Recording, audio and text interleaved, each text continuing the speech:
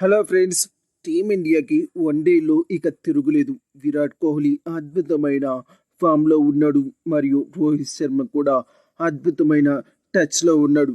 కాకపోతే ఇక్కడే ఒక చిన్న టెన్షన్ మొదలైంది. అది ఏమిటంటే శుభ్మన్ గిల్ మరలా తిరిగి వన్డేలోకి వస్తే టీం పరిస్థితి ఏమిటా అని. ఎందుకంటే జైస్వాల్ తనకిచ్చిన అవకాశాన్ని ఈ వన్డేలో అద్భుతంగా సద్వినియోగం చేసుకున్నాడు.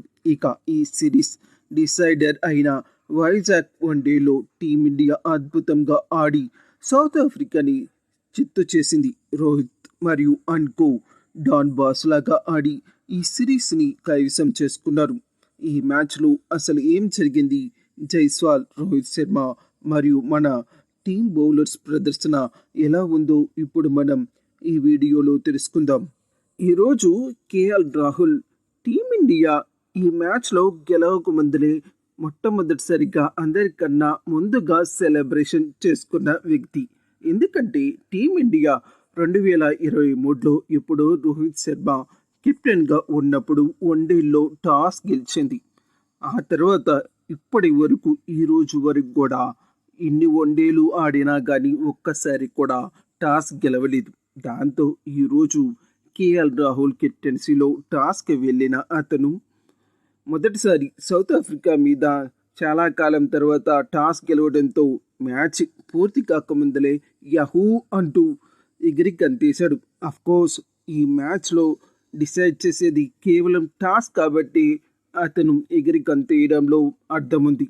అయితే రాహుల్ టాస్ గెలిచిన వెంటనే బ్యాటింగ్ తీసుకోలేదు, బౌలింగ్ తీసుకున్నాడు. పవర్ ప్లేలో మన బౌలర్స్ హర్షిత్ రాణా మరియు హర్షదీప్ సింగ్ సౌత్ ఆఫ్రికా బ్యాటర్ని చాలా బాగా కట్టడి చేశారు. కానీ south Africa opener Quinton de Kock మాత్రం అద్భుతంగా ఆడాడు. తన 23వ వన్డే సెంచరీ పూర్తి చేసుకుని టీమిండియాని భయపెట్టాడు. కానీ ఇక్కడే అస్సలు ట్విస్ట్ ఉంది. అది ఏమిటి అంటే 168 పరుగులకి 2 వికెట్లతో పటిష్టమైన స్థితిలో ఉన్న సౌత్ ఆఫ్రికా ఒక్కసారిగా కుప్పకూలింది. అది ఎలా అంటే కుల్దీప్ యాదవ్ మరియు ప్రసిద్ధ్ కృష్ణ బౌలింగ్లో ఈ విజృంభణ జరిగింది. సరిగ్గా 199 పరుగుల వద్ద Quinton de Kock wicket south Africa కోల్పోయింది. దీంతో ఆ తర్వాత 70 పరుగులకి మొత్తం 5 వికెట్లు లాస్ అయిపోయింది సౌత్ ఆఫ్రికా.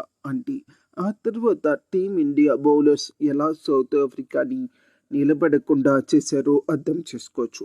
ముఖ్యంగా కుల్దీప్ యాదవ్ ఒకే ఓవర్లో బ్రేవియస్ మరియు చాలా డేంజరస్ బ్యాట్స్మెన్ అయిన మార్కో జాసన్ని అవుట్ చేసి మిడిల్ ఆర్డర్ని కంప్లీట్గా దెబ్బతీశాడు. ఇక కేశవ్ మహారాజ్ చివర్లో పోరాడిన సౌత్ ఆఫ్రికా 270 పరుగులకి ఆల్అౌట్ అయింది.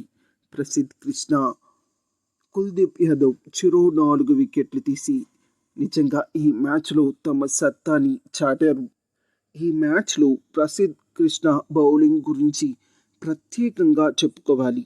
ఎందుకంటే లాస్ట్ మ్యాచ్లో మన సీనియర్స్ అందరూ కూడా ఇతన్ని టార్గెట్ చేసుకున్నారు. కానీ ఇతను మ్యాచ్ ముగిసిన తర్వాత మాట్లాడుతూ మొదటి 2 ఓవర్లు నాకు చాలా కష్టంగా అనిపించింది బౌలింగ్ చేయడానికి ఈ పిచ్ మీద.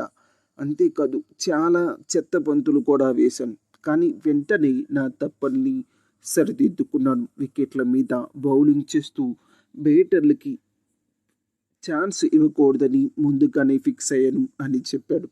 టీమిండియా బౌలింగ్ యూనిట్ ఈ మ్యాచ్లో అద్భుతంగా రాణించింది అని కూడా ప్రశంసించాడు. నిజానికి ఇతను చూపిన ఈ మెచ్యూరిటీ సమాధానం నిన్న మన సీనియర్స్ కామెంట్స్కి సరైన సమాధానం. ఇక బ్యాటింగ్లో టీమిండియా టార్గెట్ 271 పరుగులు. అయితే ఈ టార్గెట్ని చేయడానికి దిగిన భారత్కు రోహిత్ శర్మ, జైస్వాల్ ఇద్దరూ కూడా అదిరిపోయే ఆరంభాన్ని ఇచ్చారు. పిచ్ పేస్ మరియు బౌన్స్కి చాలా అనుకూలిస్తున్న ఇంగిడి జాన్సన్ బంతుల్ని సమర్థవంతంగా ఎదుర్కొన్నారు. రోహిత్ శర్మ ముఖ్యంగా తన ట్రేడ్ మార్క్ మరియు అగ్రెసివ్ షాట్లతో హాఫ్ సెంచరీ పూర్తి చేసాడు. అంతేకాదు జైస్వాల్ కూడా ఈ మ్యాచ్లో మంచి ప్లాట్ఫామ్ సెట్ చేసుకున్నాడు. సౌత్ ఆఫ్రికా బౌలర్లు షార్ట్ పిచ్ బంతులతో రోహిత్ శర్మని ఇబ్బంది పెట్టాలని చూసిన రోహిత్ శర్మ దాన్ని కూడా తన బలంగా మార్చుకొని తన ప్లస్ పాయింట్ని మరొకసారి రుజువు చేశాడు. ఇక రోహిత్ శర్మ అవుట్ అయిన తర్వాత విరాట్ కోహ్లీ క్రీజులోకి వచ్చినాడు. కోహ్లీ వచ్చిన మొదటి బంతి నుండి ఏమాత్రం ఇబ్బంది పడకుండా ఆడి ఫుల్ కాన్ఫిడెన్స్తో కనిపించడు. అవకాశం ఉంటే ఈ రోజు కూడా అతను సెంచరీ చేసేవాడు, కానీ స్కోరు ఎక్కువ లేకపోవడంతో హాఫ్ సెంచరీతో సరిపెట్టుకోవాల్సి వచ్చింది. అయితే మరోవైపు యశస్వి జైస్వాల్ చాలా అద్భుతమైన ఇన్నింగ్స్ ఆడాడు. స్టార్టింగ్లో ఫేస్ బౌలింగ్ని ఎదుర్కోవడానికి కొంచెం ఇబ్బంది పడి నిలబడిన తర్వాత హాఫ్ సెంచరీ తర్వాత పూర్తి కాన్ఫిడెన్స్ని కూడగట్టుకున్నాడు. అంతేకాదు ఈ మ్యాచ్లో మొట్టమొదటి తన కెరియర్లో వన్డే సెంచరీని నమోదు చేశాడు. దీంతో సౌత్ ఆఫ్రికా సిరీస్ ఆశలపైన నీళ్లు చల్లాడు. కోహ్లీ జైస్వాల్ జోడీ 61 బంతులు మిగిలి ఉండగానే ఈ మ్యాచ్ని ఫినిష్ చేసింది. అంటే 39.5 ఓవర్లోని మ్యాచ్ని టీమిండియా ముగించేసింది. కోహ్లీ తన మాస్ అండ్ క్లాస్ హాఫ్ సెంచరీతో స్టేడియాన్ని అదరగొట్టాడు. మొత్తానికి వైజాగ్ మ్యాచ్ పూర్తిగా టీమిండియాది అని చెప్పాలి.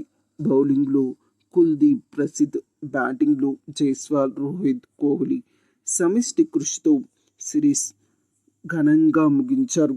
ఈ మ్యాచ్లో మీకు నచ్చిన ప్లేయర్ ఎవరో కింద కామెంట్ రూపంలో కామెంట్ చేయండి. మరిన్ని క్రికెట్ అప్డేట్స్ కోసం దయచేసి ఛానల్ని లైక్ చేయడం మరియు సబ్స్క్రైబ్ చేయడం మాత్రం మర్చిపోవద్దు. మరొక మంచి వీడియోలో మరలా కలుద్దాం. అంతవరకు థ్యాంక్ యూ, ధన్యవాదాలు.